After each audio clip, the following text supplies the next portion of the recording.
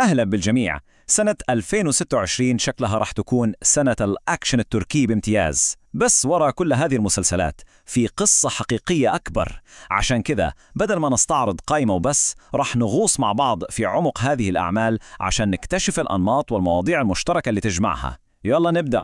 إذن السؤال هو: شو هو الخيط اللي يربط كل هاي القصص؟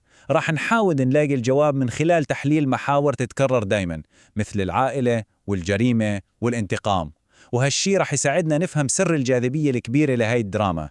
خلينا نبدأ بالمحور الأول والأكثر انتشاراً، قصص أحداثها تدور بالكامل في عالم المافيا والعصابات. يعني هذه هي الساحة الرئيسية التي تنبني عليها أغلب الصراعات الدرامية. الفكرة هنا إن الأبطال ما عندهم وقت يستوعبوا اللي يصير، فجأة يلاقوا نفسهم مرمين في نص بيئة إجرامية وحشية وما فيه أي تمهيد. البقاء على قيد الحياة يصير هو الهدف الوحيد، ولازم يتكيفوا بسرعة مع قواعد لعبة خطيرة جداً. وعندنا 3 مسلسلات تجسد هالعالم المظلم بشكل مباشر وواضح.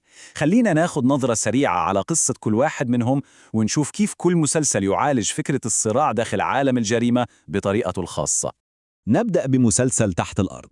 هنا البطل حيدر يطلع من السجن وكل أمله يبدأ حياة جديدة وهادية، لكن الواقع يصدمه. يتفاجأ إنه لازم يرجع للقتال وحرب الشوارع، مو بس عشان ينتقم من المافيا اللي دمرت عائلته، لا، عشان يفرض سيطرته بالقوة في هذا العالم.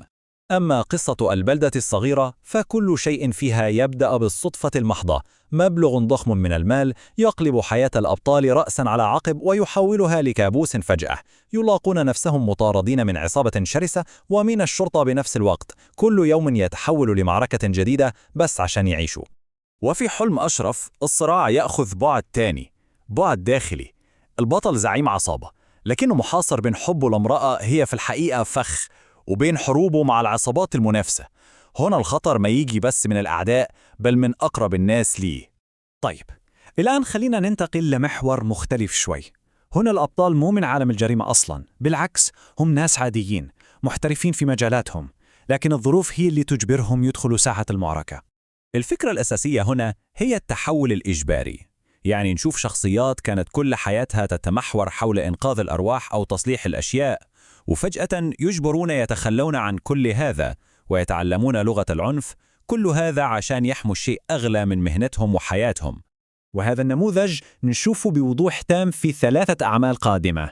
في كل واحد منهم البطل شخص عادي جدا، يضطر يكتشف جانب مظلم وقاسي في نفسه ما كان يعرف أنه موجود أصلا.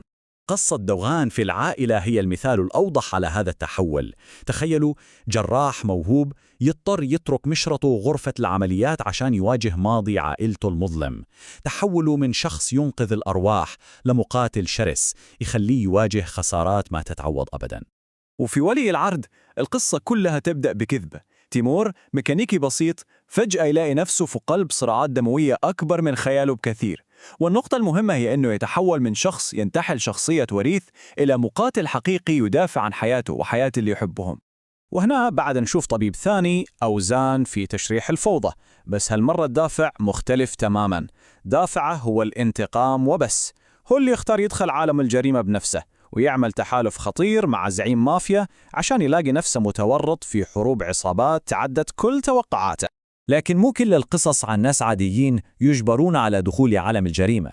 المحور الثالث والأخير يأخذنا لمكان مختلف تماما.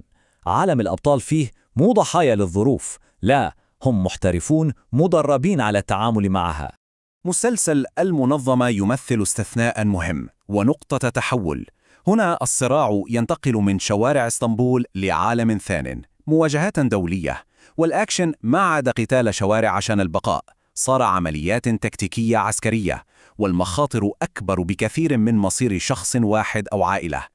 طيب، بعد ما استعرضنا كل هالمسلسلات خلينا نجمع الخيوط. شو هي الصورة اللي قاعدة تتشكل قدامنا عن بطل الأكشن التركي المعاصر؟ هل في نموذج معين قاعد يتكرر؟ لما نركز على أبطال محور الأبطال رغما عنهم الصورة تصير واضحة جدا. دوغن كان جراح، تيمور ميكانيكي، وأوزان طبيب. كلهم جايين من مهن مسالمة ودوافعهم كانت شخصية بحتة، حماية العائلة، الحب أو الانتقام. إذن هذه هي الخلاصة. بطل الأكشن التركي الجديد في كثير من الأحيان مو محارب بالفطرة، بالعكس هو شخص عادي عنده مهارات منازعة، لكن الأزمة تجبره يكتشف جانب عنيف في شخصيته عشان يحمي عالمه الصغير من الانهيار. ونختم كلامنا بهذا السؤال المهم اللي يدعو للتفكير. يا ترى شو سر جاذبية هذا النوع من القصص؟ هل لأننا نتعاطف مع الشخص العادي اللي يواجه ظروف استثنائية؟ أو يمكن نستمتع بفكرة إن العدالة ممكن تتحقق على يد شخص أبداً ما نتوقع منه هذا الشيء؟ سؤال يستحق نتأمل فيه. السلام عليكم. لا تنسوا الإعجاب بالفيديو والاشتراك في القناة تشجيعا لنا لنستمر بنشر المزيد إن شاء الله.